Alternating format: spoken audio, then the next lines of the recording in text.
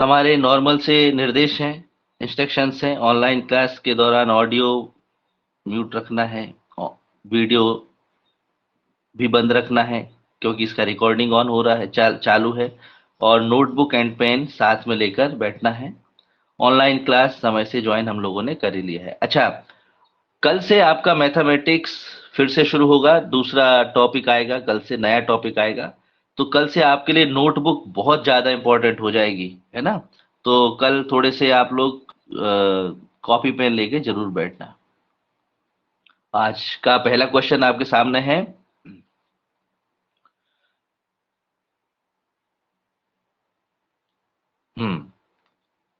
Question आपके सामने आ चुका होगा।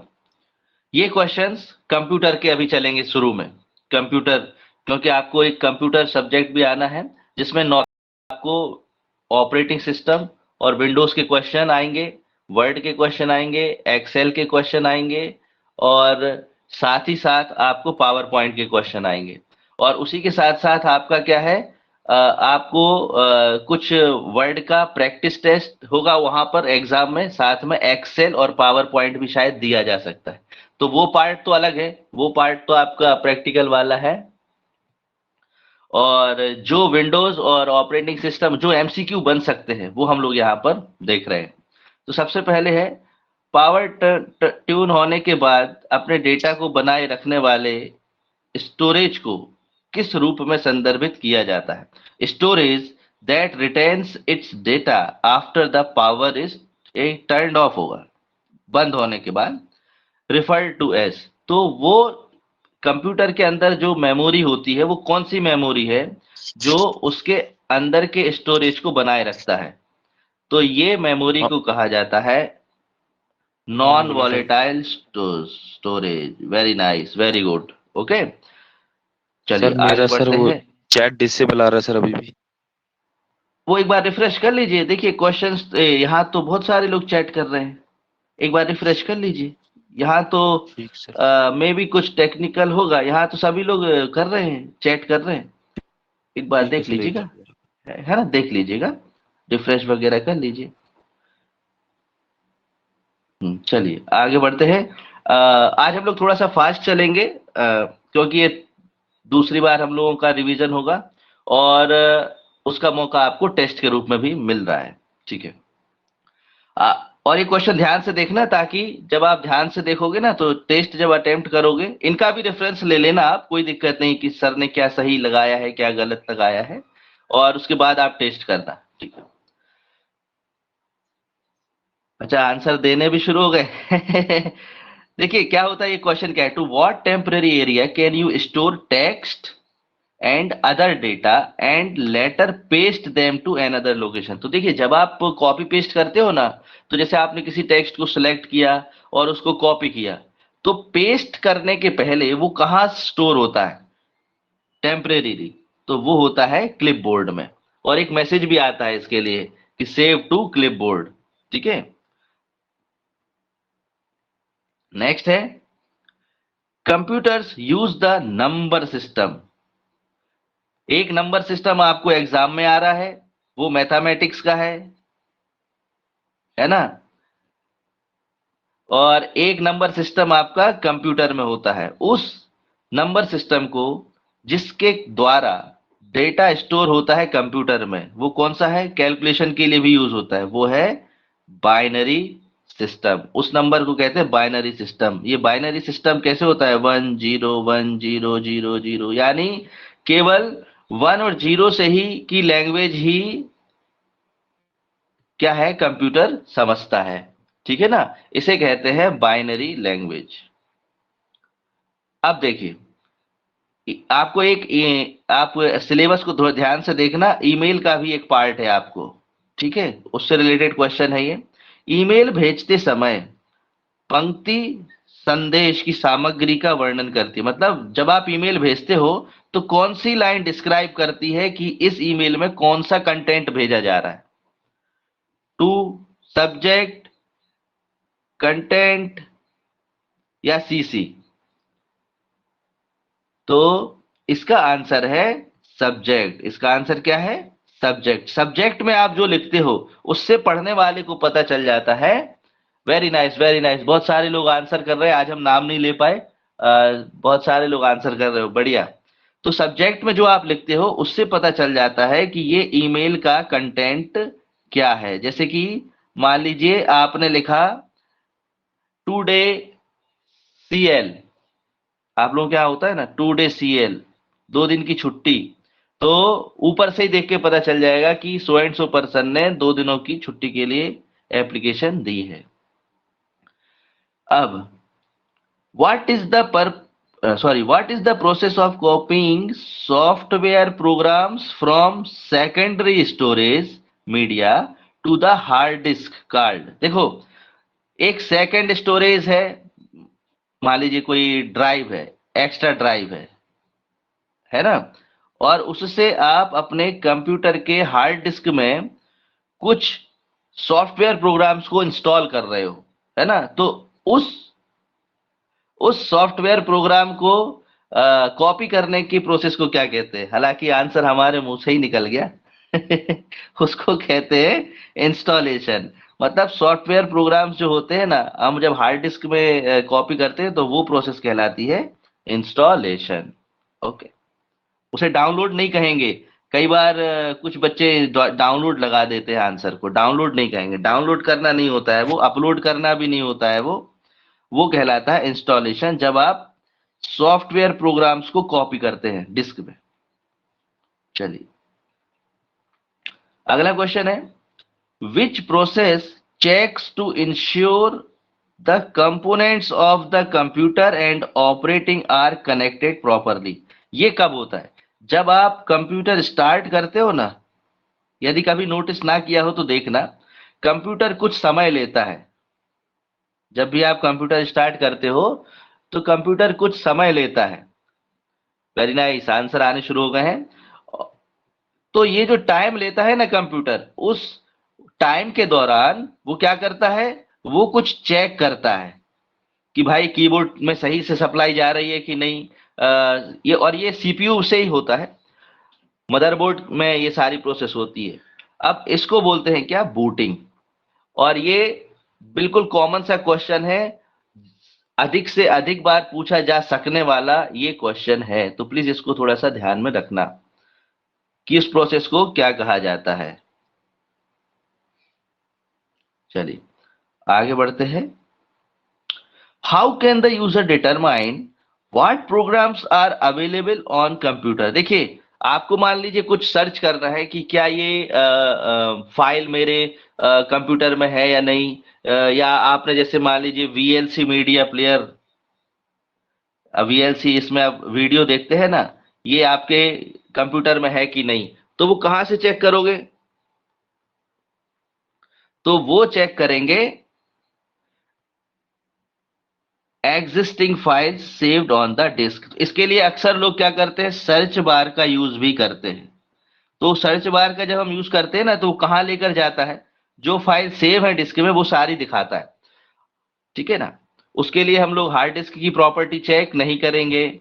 उसके लिए इंस्टॉल्ड प्रोग्राम बूटिंग प्रोसेस के दौरान जो इंस्टॉल्ड है वो हम चेक नहीं करेंगे, है ना। ऑपरेटिंग सिस्टम को हम चेक नहीं करेंगे, हम जो फाइल ऑलरेडी सेव है डिस्क पे उसको हम सर्च में से जाके चेक करते हैं। ओके, सो चलिए आगे बढ़ते हैं, अगला क्वेश्चन देखते हैं।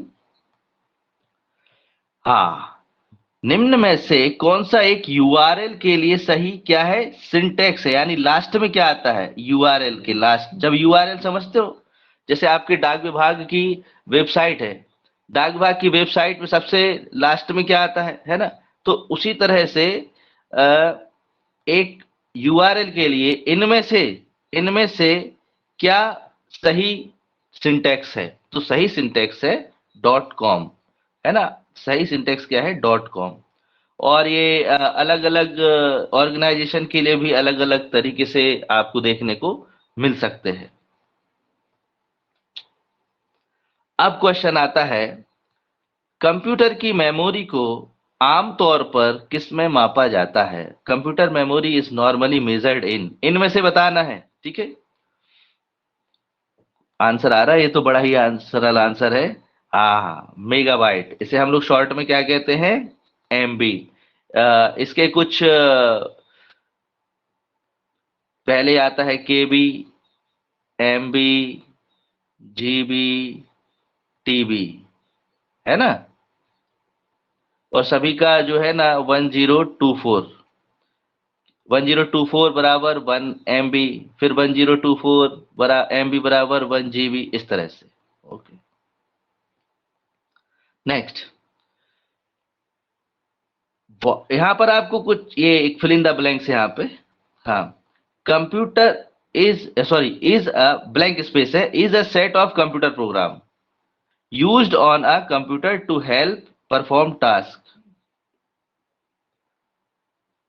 यानी कंप्यूटर प्रोग्राम्स का एक सेट है ना, तो बहुत सारे कंप्यूटर प्रोग्राम है, उनका एक सेट है, और वो क्या कर रहा है, वो कंप्यूटर पर कार्य करने में मदद कर रहा है, उसे क्या कहते हैं।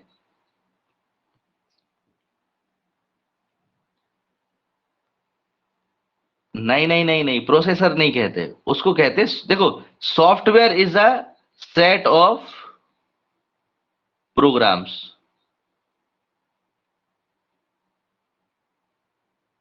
ठीक है ना, सॉफ्टवेयर इसका आंसर आएगा। प्रोसेसर तो हमारा एक तरह से सबको प्रोसेस करता है। आपने सुना होगा इंटेल प्रोसेसर i7 i5, है ना, वो अलग चीज है। लेकिन प्रोग्राम्स का जो एक सेट है वो कहलाता है सॉफ्टवेयर, है ना। अभी लेटेस्ट में जो प्रोसेसर प्रोसेसर जो चल रहा है वो अभी i7 अधिकतर यूज अच्छा होने लगा है आपके ऑफिसों में, क्योंकि ऑफिसों में परचेसिंग जल्दी नहीं होती है, तो आपके ऑफिसों में i5 और i3 प्रोसेसर अभी देखने को शायद मिल रहे होंगे। लेकिन अभी i7 प्रोसेसर जो है ना ज्यादा यूज होने लगा है। प्रोसे ये थोड़ा सा और नॉलेज आपको दे देते हैं। देखो, प्रोसेसर जो है ना, दो कंपनी अभी सही कर रही है प्रोसेसर, इंटेल और एएमडी। जब भी आप कंप्यूटर परचेस करने जाओगे ना, तो या आप सर्च भी करोगे, तो उसके प्रॉपर्टीज में जाना, आपको देखने को मिलेगा क्या वो एएमडी प्रोसेसर है, क्या वो इंटेल प्रोसेसर है। Processor is very important for any any computer system. अब आ गया वर्ड का क्वेश्चन। वर्ड प्रोसेसिंग, स्प्रेडशीट और फोटो एडिटिंग किसका उदाहरण है, मतलब ये किस, इनमें से आप उसे क्या कहोगे। क्या वो प्लेटफॉर्म सॉफ्टवेयर है, क्या वो ऑपरेटिंग सिस्टम है, क्या वो सिस्टम सॉफ्टवेयर है, क्या वो एप्लीकेशन सॉफ्टवेयर है, पहचानिए।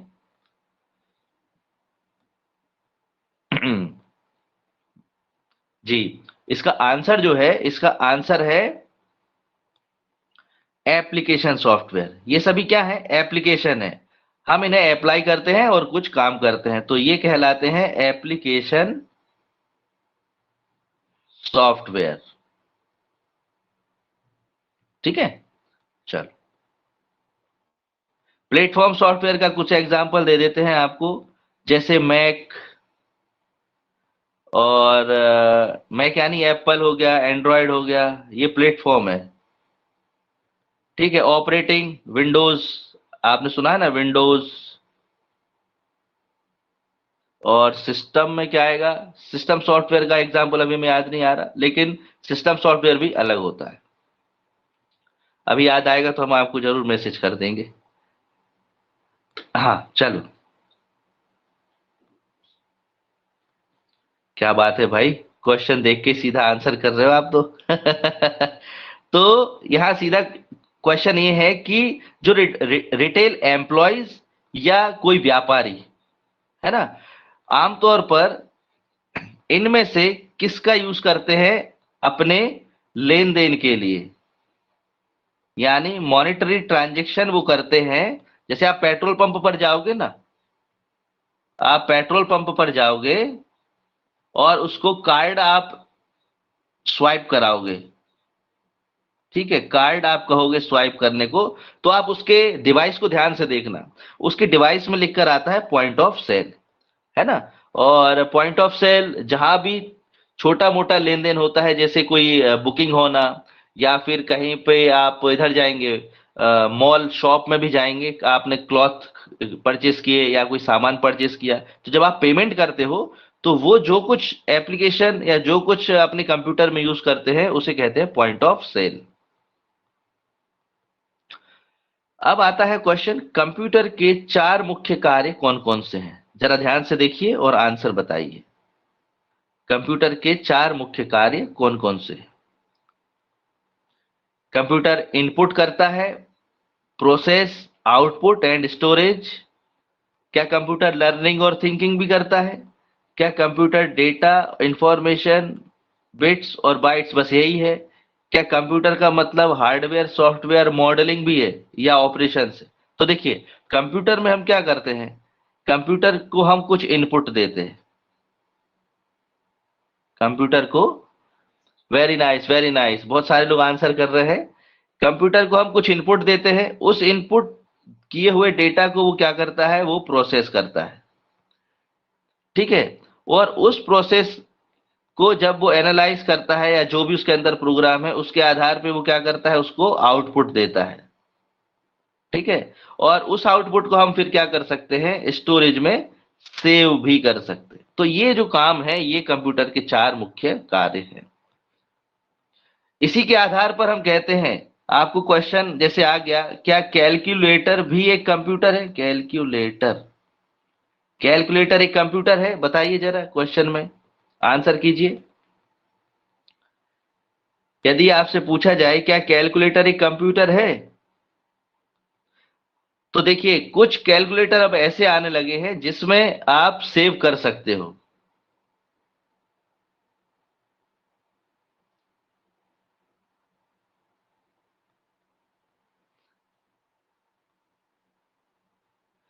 कि जिसमें आप जो है सेव करने करने लगे हो। कहाँ गया? लेकिन अभी जो है, जो हमारे बेसिक कंप्यूटर हैं वो स्टोरेज नहीं करते थे। वो ये 3 काम तो करते हैं, इनपुट, प्रोसेसिंग एंड आउटपुट तो देते हैं, पर वो स्टोरेज नहीं करते हैं। ठीक है ना?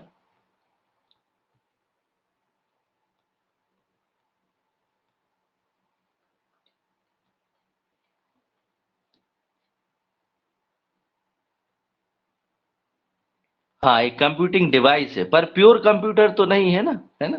कंप्यूटर प्योर कंप्यूटर नहीं है वो। कंप्यूटर जिसके रेफरेंस में हम पूछ रहे हैं वो स्टोरेज नहीं कर सकता। आपके आपके जितने भी कैलकुलेशन है, आप जैसे आप सोचे कि मैंने 1 तारीख को जो कैलकुलेशन किया था वो आप कंप्यूटर में देख सके, तो वो स्टोरेज का उसमें नहीं होता है ना? चलो,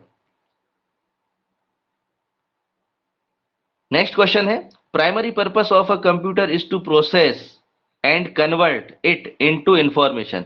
कंप्यूटर जो है किस चीज को प्रोसेस करता है? व्हाट प्रोसेस, ऐसा क्या है जो कंप्यूटर क्या करता है, प्रोसेस करता है? तो कंप्यूटर जो है डेटा को प्रोसेस करता है। किसको प्रोसेस करता है? जो भी उसके अंदर इनपुट दिए जाते हैं उस डेटा को वो क्या करता है, वो प्रोसेस करता है। ओके, चलिए आगे बढ़ते हैं। एक बाइट में कितने बिट्स होते हैं? हमने अभी बाइनरी सिस्टम समझा ना, तो वो बाइनरी सिस्टम में जो है बिट्स एंड बाइट्स होते हैं। आप यूं समझिए, मिलीमीटर, सेंटीमीटर, है ना? तो कितनी जगह में कितना अधिक, यानी कितना डेटा उसमें आ सकता है, ये डिफाइन होता है बिट्स एंड बाइट से। तो इसका आंसर जो है, इसका आंसर क्या आएगा? इसका आंसर आएगा डी, 8 बिट्स होते हैं, है ना? ये देखिए जैसे हमने लिखा 10101010, तो ये कितने हो गए? ये हो गए 8 बिट्स, और इनको मिलाकर बन गया 1 बाइट। ठीक है ना? तो देखो, कभी कभी बोलने वाले इसको भी बिट्स बोल देते हैं, इसको भी बिट्स बोल देते हैं, कभी कभी इसको भी बाइट बोल देते हैं, इसको भी बाइट बोलते हैं, पर ये आई और वाई का अंतर है, थोड़ा ध्यान रखना आप, है ना? कंप्यूटर की लैंग्वेज में हर अक्षर, संख्या और एक कुछ स्पेशल कैरेक्टर्स कुछ भी आप लिखें तो वो कितनी टेबल में आएंगे, वो कितनी टेबल में आएंगे, वो इन 8 बिट्स की टेबल में ही आते हैं। ठीक है, जब भी कंप्यूटर प्रोग्रामिंग होती है, कंप्यूटर में प्रोग्राम कुछ किया जाता है, वो 8 बिट्स में ही लिखे जाते हैं सारे, यानी बाइनरी लैंग्वेज में वो 8 बिट के अंदर ही सारी चीजें आती हैं।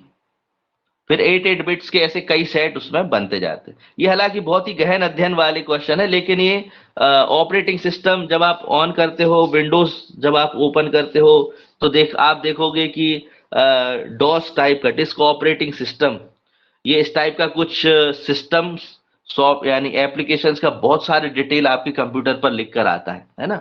तो इसलिए सारी चीजें जानना जरूरी है। नेक्स्ट क्वेश्चन देखते हैं। कंप्यूटर किस लैंग्वेज में काम करते हैं? क्या वो बिट लैंग्वेज है, क्या HTML कोड है, क्या बाइनरी लैंग्वेज है, क्या मशीन लैंग्वेज है?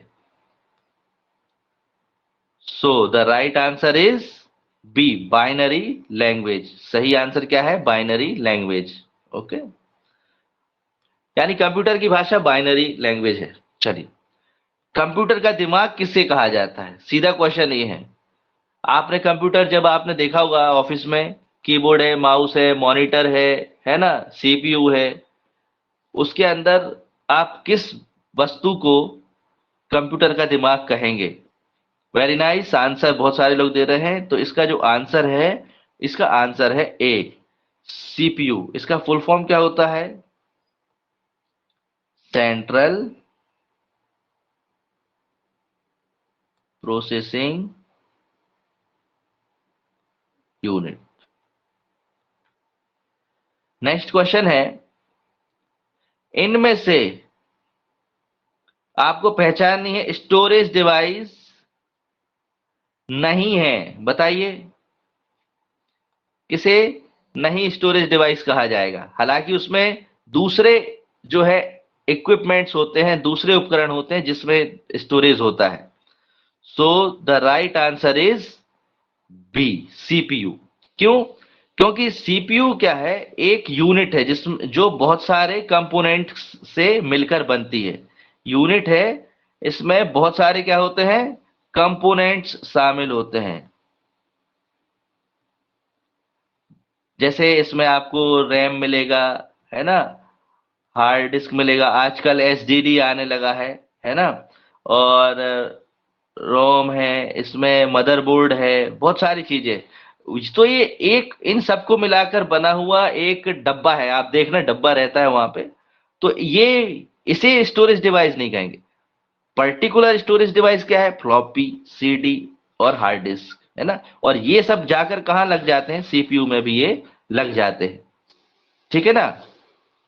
चलिए अगला क्वेश्चन देखते हैं। अब जो क्वेश्चंस आपके सामने आ रहे हैं, ये क्वेश्चन है इंग्लिश के, और इंग्लिश के इडियम्स, आइडियम्स, ईडियम्स, जो भी आप प्रोनाउंस करना चाहें। अपनी अपनी भाषा, देखो एक भाषा का असर हो जाता है। एक बार बोलना, यानी जो जिस एरिया में आप रहते हो वैसा आप बोलने लग जाते हो।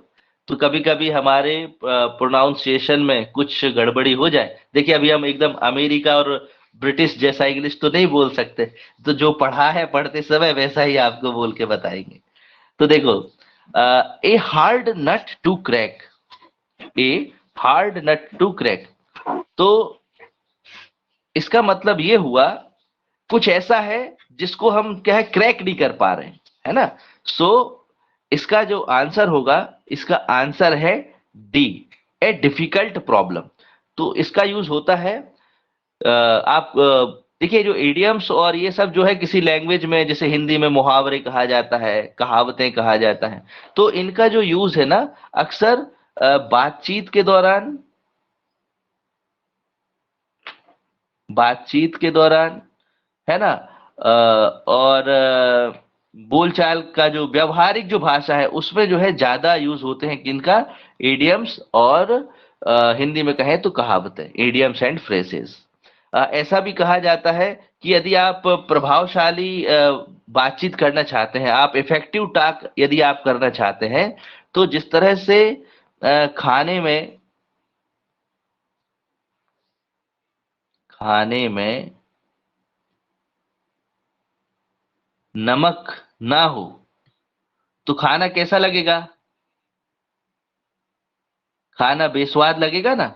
तो सेम टू सेम एडियम्स और फ्रेसेस का यूज यदि आप अपनी बोलचाल और व्यवहारिक भाषा में नहीं करते हो तो आप ऐसा लगेगा कि हाँ, इसने कहीं से पढ़ लिया है ना।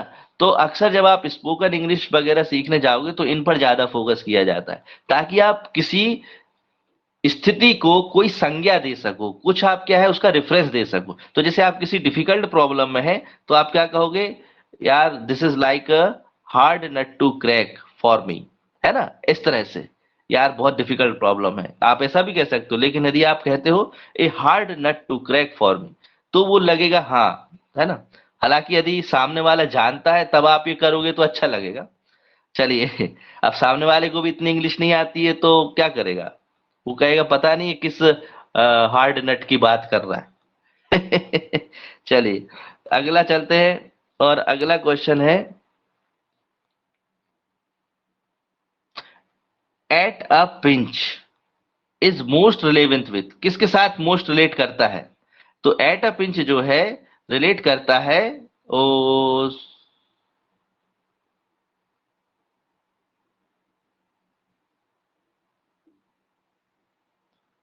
नहीं नहीं, एट अ पिंच रिलेट करता है, ये हमने गलत लगा दिया।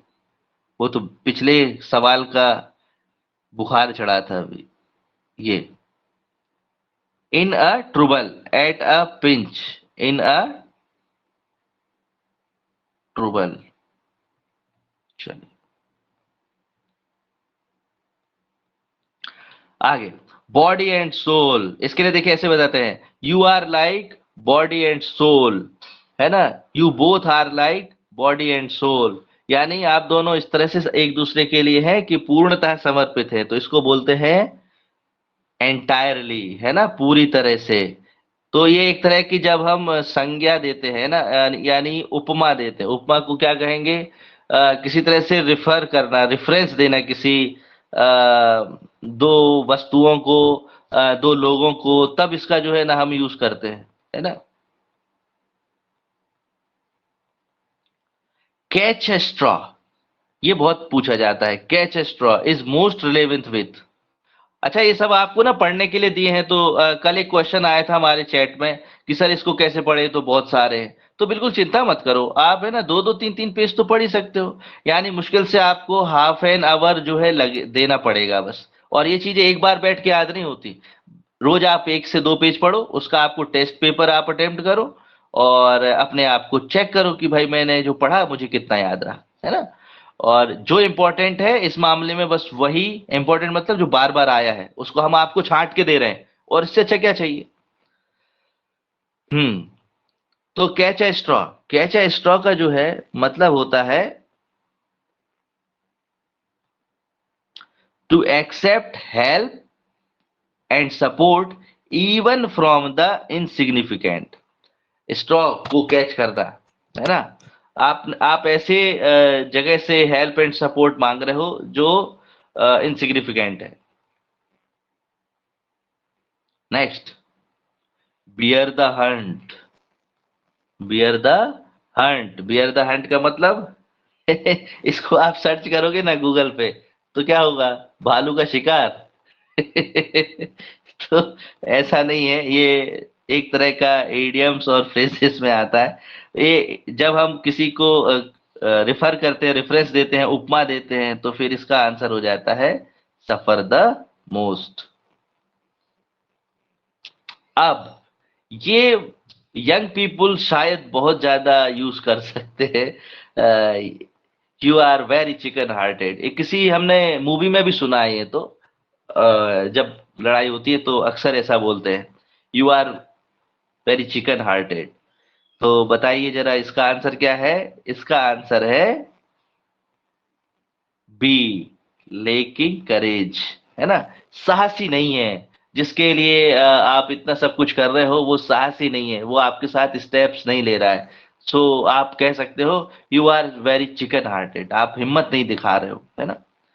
बी इन वंस बोनट, एक मक्खी है जो किसी एक ही बोनट में फंसी हुई है, तो इसका यूज हम कब करेंगे, जब आप कैसी स्थिति देखोगे? जब आप किसी को बहुत ही क्रेजी देखो किसी चीज के लिए, to be crazy about something, आप देख रहे हो कि कोई व्यक्ति है और बिल्कुल पागल ही हो चुका है, उस काम के अलावा उसे कुछ सूझ ही नहीं रहा है, तो आप कहोगे कि you are looking like bee in one's bonnet, to be crazy about something, है ना? बस एक ही चीज के लिए सब क्रेजी हो गया है वो। जैसे हमने कुछ लोगों को देखा है, कुछ लोगों का क्या शौक है, जैसे मान लीजिए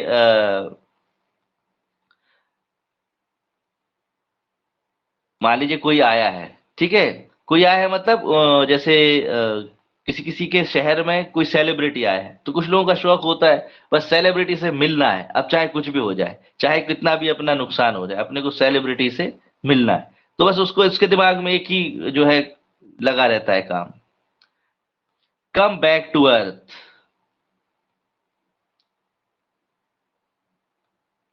कम, हाँ रूपेश जी कह रहे हैं like, so you all are like bee in one's bonnet. आप सभी के दिमाग में डबल एओ यानी असिस्टेंट अकाउंट ऑफिसर का क्रेज है, so you all are bee in one's bonnet. अभी देखिए इसके बाद ही हमने फिर आपके लिए रखा है कम बैक टू अर्थ, इसके बाद ही इसीलिए हमने आपको रखा है कम बैक टू अर्थ। इसका मतलब क्या हुआ?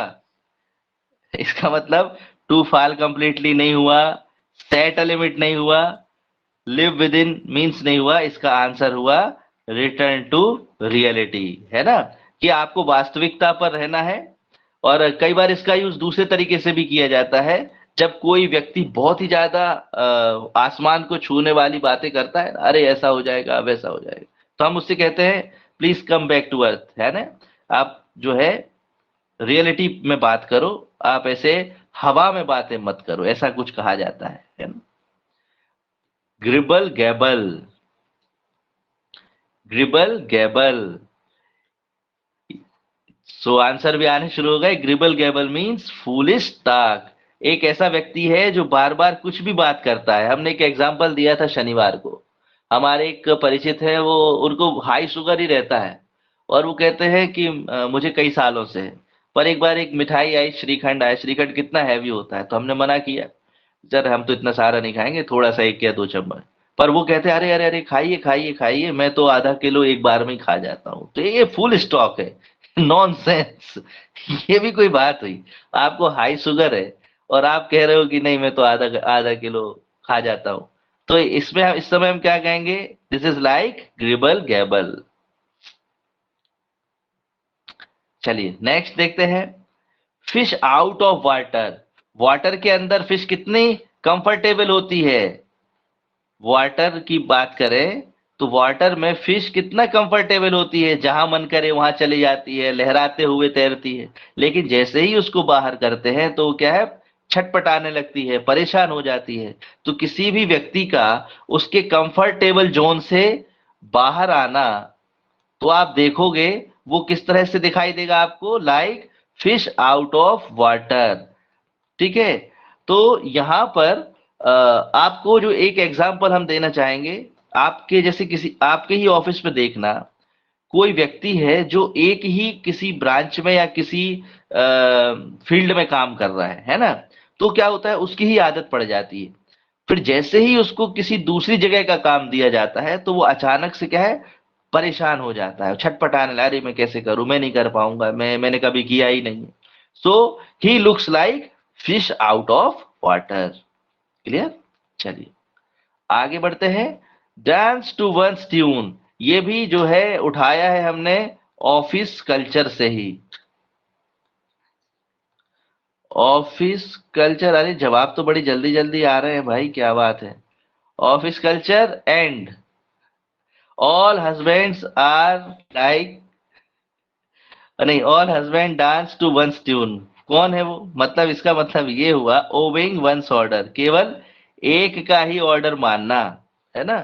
तो यार तुम तो ऐसे दिखते हो जैसे किसी एक की धुन पर नाच रहे हो, है ना? उसको इंग्लिश में कहते हैं dance to one's tunes, tune.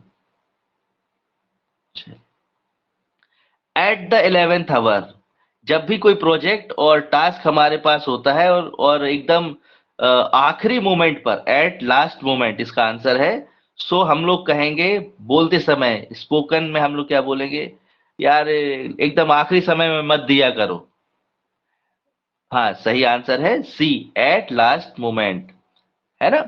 तो at the 11th hour, don't give me like at the 11th hour, something like this, इस तरह से हम लोग इसको यूज करेंगे। अब आ जाता है आपके पास सिनोनिम्स एंड एंटोनिम्स वाला कॉलम। तो एक्नॉलेज का सिनोनिम्स क्या है? Very nice. एक्नॉलेज का सिनोनिम्स है प्रोफेस। बाकी इनके दूसरे अर्थ होते हैं, ये थोड़े मिलते जुलते हैं। ज्वाइन मतलब ज्वाइन करना, प्रोफेश पोजीशन, पोजीशन मतलब अधिकार होता है ना। ट्रस्ट वर्दी यानी विश्वसनीय है, लेकिन प्रोफेस मतलब एक्नॉलेज करना है। तो यहाँ अब हम सीधे सीधे जो है इनको आंसर ही आपको बता देते हैं। हैस्टी, हैस्टी का सिनोनिम क्या होता है? हैस्टी का मीनिंग होता है अचानक से कुछ होना। तो इसका जो आंसर होता है सिनोनिम्स, इनमें से जो सिनोनिम्स है वो है एब्रप्ट, एब्रप्ट, है ना। और एब्रप्ट मतलब होता है अचानक। कहीं आप इनको सर्च भी करोगे गूगल पे तो थोड़ा मिलता जुलता आपको उत्तर मिल सकता है ना। तो ये मत सोचना, जैसे हमने जो पढ़ा है, जो किताब में देख लिया, तो हमने उसके हिसाब से यहाँ पर आपको बताया है। क्योंकि जैसे हम लोग गूगल पर जो ट्रांसलेट करते हैं ना, तो गूगल केवल ट्रांसलेट करता है, उस भाषा में लिखी जा रही भावनाओं को वो नहीं समझता, है ना। तो जो आंसर, जो लाइन आपने लिख दी उसको वो ट्रांसलेट कर देता है। तो कई बार जब भी हम गूगल पर सर्च करने जाते हैं ना मीनिंग, तो एब्रप्ट का मतलब कुछ मिलता जुलता आपको यहां से बताएगा वो। सरप्लस, हमारे पास कुछ भी सरप्लस है तो क्या हमको नीड है, क्या अटेनमेंट है, क्या अबेंडेंस है, क्या अब्सर्ड है? तो इसका आंसर है बी, अबंडेंस। प्रचुरता होना, किसी वस्तु की मात्रा अधिक होना, जरूरत से ज्यादा होना, है ना। कैंडिड मीन्स, ये क्वेश्चन आया है, ये इंपॉर्टेंट की श्रेणी में आप डाल सकते हो।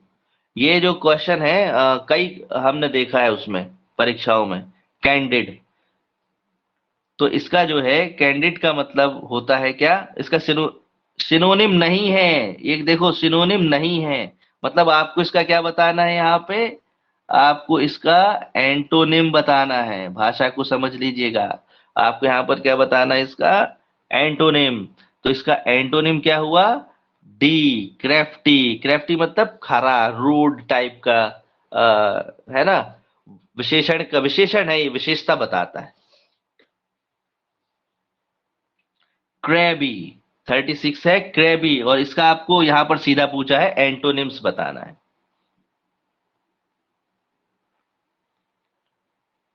एंटोनिम्स यानी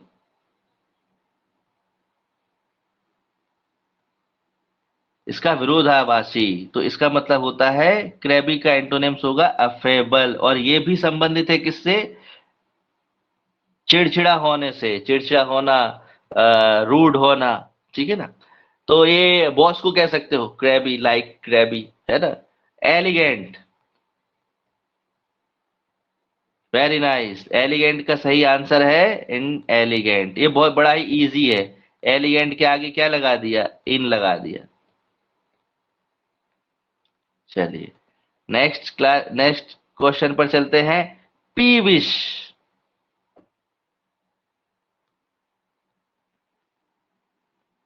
पीविश, सुशील, इसका है एमिएबल, ठीक है। चलो अब आगे चलते हैं। अब खत्म ही हो गया सब। अधीर, ये हम लोग कई बार जो है लिखते हैं किसमें, जब भी हम कुछ नोट करते हैं ना, अधीर टू, इसके साथ ऐसे यूज होता है, अधीर टू, है ना। तो मतलब किसी के साथ लगा हुआ, किसी के साथ चिपका हुआ, किसी के साथ बंधा हुआ। तो इसका आंसर आता है डी। इसका आंसर क्या आता है? डी। इसका मतलब होता है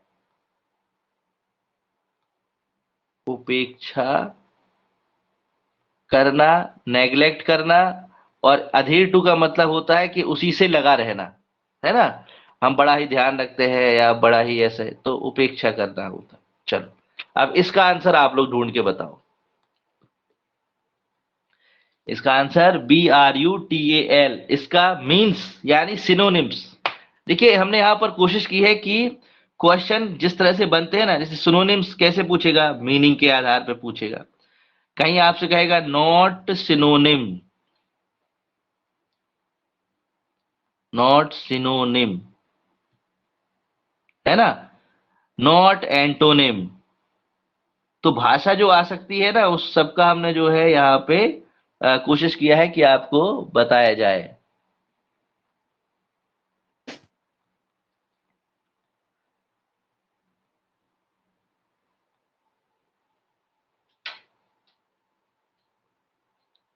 मिला आंसर?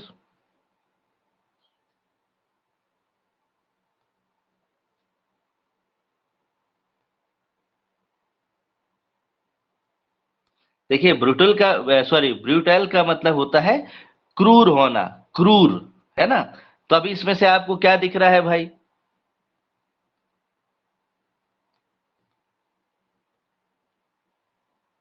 मिल रहा है कुछ? आंसर दे रहे हो? आंसर चैट हमें क्यों नहीं दिख रहे? दिख तो रहे। Very nice. So right answer is the brittle, कठोर। इसको क्या बोलते हैं? कठोर। और इसको क्या बोलते हैं? नाजुक। Okay. So this was 40 question, sorry, these were 40 question। Grammatical mistake हो गई, और इंग्लिश ही पढ़ रहे हैं हम लोग, तो ये हमारे जो है 40 क्वेश्चन थे, जिसमें हमने रिवीजन के तौर पर इनको लिया। हम लोग ऐसे ही, देखिए अभी हम लोग जो है नए नए तरीके से शायद आप लोग पढ़ रहे हो, तो आपको ऐसा लग सकता है कि हम लोग कैसे पढ़ेंगे। और लैंग्वेज, लैंग्वेज का बहुत ज्यादा विस्तार होता है, ठीक है। छोटा छोटा रिवीजन, स्मॉल स्टेप्स हमको लेने होंगे। तो रोज आप थोड़ा थोड़ा पढ़िए, आपको सोर्स हमने दिया हुआ है। आप इसके साथ साथ कुछ अदर सोर्सेस भी, यदि आप जो आपने कोई गाइड वाइड ले रखी हो तो आप पढ़ सकते हो। ऐसा कुछ नहीं कि हमारे दिए हुए ऐसे ही पढ़ो। पढ़ने के बाद उसको रिवीजन करना जरूरी है। तो आपको इसी तरह से छोटा छोटा रिवीजन टेस्ट जो है अपलोड किया जाता रहेगा। ये तो फर्स्ट वीक था हम लोगों का। अब धीरे धीरे हम लोग हमारी स्पीड बढ़ाएंगे, ठीक है। तो आपको इस तरह से छोटे छोटे रिवीजन टेस्ट मिलते रहेंगे।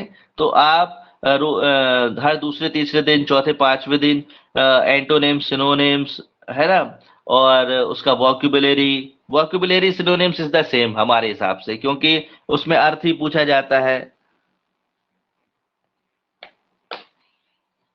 और आप लोगों के लिए जो है ना, दोनों बैचेस आप लोगों के लिए हैं। आप सोमवार को, सॉरी, सुबह भी आओ, शाम को भी आओ, तो एक रिवीजन समझ के ही आ जाओ, है ना।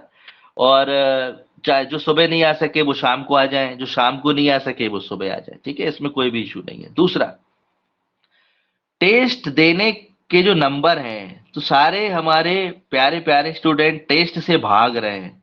अब इसको हमें रोकना होगा। अब हम इसको जो है ना नहीं कर पाएंगे। अब आपको क्लास में ही, ड्यूरिंग क्लास में ही आपको हम टेस्ट टेस्ट बनाकर रखेंगे पहले से। मान लीजिए 9 से 10 हमारा क्लास है, तो 9 बजे हम लोग एंटर करेंगे क्लास में। 9:05 से आपका टेस्ट शुरू हो जाएगा, 9:45 या 9:50 तक चलेगा। इस तरह से आप टेस्ट लेंगे। और ये टेस्ट आपका कहाँ होगा? टेस्ट वाले मेन्यू में आपको पढ़ा मिलेगा, और आपको आंसर भी तुरंत ही पता चल जाएंगे, ठीक है। आंसर भी आपको तुरंत ही पता चल जाएंगे। ओके। तो अब ये पैटर्न हम रखेंगे, क्योंकि बहुत ही कम लोग टेस्ट दे रहे हैं, ये अच्छी बात नहीं है। मतलब ये आपके लिए अच्छी बात नहीं। हमें क्या करना है? हमें तो पढ़ाना है। आप ना भी दो तो भी हम कुछ नहीं कहेंगे, ठीक है भाई मत दो। लेकिन आप एक बात याद रखो, ये जो सब्जेक्ट हम पढ़ रहे हैं ना, Hindi, English, mathematics, without practice, without self assessment, किसी दूसरे के साथ आप तुलना मत करो, केवल खुद का ही असेसमेंट करो। तो उसके लिए टेस्ट जरूरी है, और टेस्ट ही आपको बेस्ट बनाता है। ठीक है ना? चलिए, तो अब आज का क्लास हम यहीं तक रखते हैं। कल सुबह हेलो मैथ्स सर। के सब्जेक्ट, हाँ बोलिए।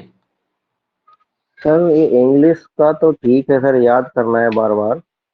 ये हाँ थोड़ा हाँ। मुझे कंप्यूटर में डाउट था, जैसे सर डायरेक्ट क्वेश्चन आंसर करने से अच्छा हमें कोई मटेरियल मिल जाए कंप्यूटर में पढ़ने के लिए, तो हमारी नॉलेज हम्म। भी बढ़ेगी और हमें आंसर करना भी इजी रहेगा। कंप्यूटर में देखो रटना तो आसान नहीं है सर। नहीं नहीं, कंप्यूटर को रटना नहीं है। कंप्यूटर में ये जिस तरह से हिंदी इंग्लिश का मामला है ना, तो कंप्यूटर में देखो आपको क्या क्या आना है, उस पर फोकस करो। कंप्यूटर में आपको सिंपली विंडोज आना है ना? ऑपरेटिंग सिस्टम आना है, ऑपरेटिंग सिस्टम, विंडोज, वर्ड, ठीक है, एक्सेल और पावर पॉइंट। बस इतना ही आपको दिया हुआ है उन्होंने। तो जो आपके जो क्वेश्चन बनेंगे ना एमसीक्यू में, जो आपके नंबर काटेंगे वो ये वाले काटेंगे। वर्ड, एक्सेल, पावर पॉइंट तो आप लोग हमें लगता है काम करते ही होंगे ऑफिस में। अब आपने कहा इसका कोई मटेरियल, तो रेफरेंस मटेरियल के लिए कुछ यदि हमें डिटेल वाली बुक यदि हमें फाइंड होती है, हम आपको 2 से 4 दिन में दे देंगे, जो आपके हिसाब की हो। क्योंकि ये तो आप समझ रहे हो ना, ये पूरा एमएस वर्ड सर क्या सीखना। होता है सर, काम हम्म करना तो हम काम कर लेते हैं, लेकिन उसमें ढूंढना कि हम्म। ये प्रोसेस ये कर रहा है वो कर रहा है, वो अलग टास्क रहता है सर। काम तो हम वहाँ मेन्यू में जाके ये काम नहीं हुआ इससे कर लिया। हाँ, प्रैक्टिकल आपको जो नॉलेज क्वेश्चन अलग आएंगे हो ना, जाती है। हम्म, आपको जो क्वेश्चन आएंगे वो मेन्यू रिलेटेड ही आएंगे, और हम आपकी आपके हम्म। लिए इसकी कोई बुकलेट जरूर इशू करते हैं। आप थोड़ा सा रुक जाओ, 3 4 दिन। नेक्स्ट हाँ सैटरडे नहीं तक तो आ रहा। पक्का हम आप नेक्स्ट सैटरडे तक आपको हम पक्का कोई डिटेल बुक जो होगी ना इन 5 टॉपिक की, वो आपको हम जो है प्रोवाइड करा देंगे। ओके, तब भी आपके पास काफी थैंक यू। सफिशिएंट टाइम रहेगा, जिसमें आप इसको डिटेल में पढ़ सकते हो। ओके, तो हाँ थैंक यू सर। है ना?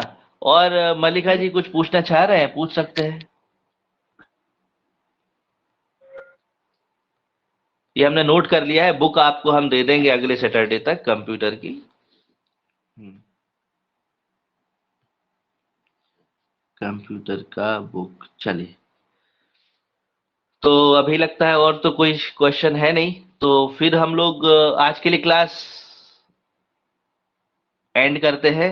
भरत ठाकुर जी ने जय हिंद भी कर दिया है, जय हिंद भरत ठाकुर जी। और अब हम लोग नेक्स्ट क्लास में मिलेंगे। मनीष जी ने भी जय हिंद कर दिया। जी, जय हिंद जय हिंद जय हिंद। और ठीक है, तो अभी आप सभी लोग लॉग आउट कर लीजिए, हम लोग अभी नेक्स्ट क्लास में मिलेंगे मैथ्स के नए टॉपिक के साथ। Thank you. जय श्री कृष्णा।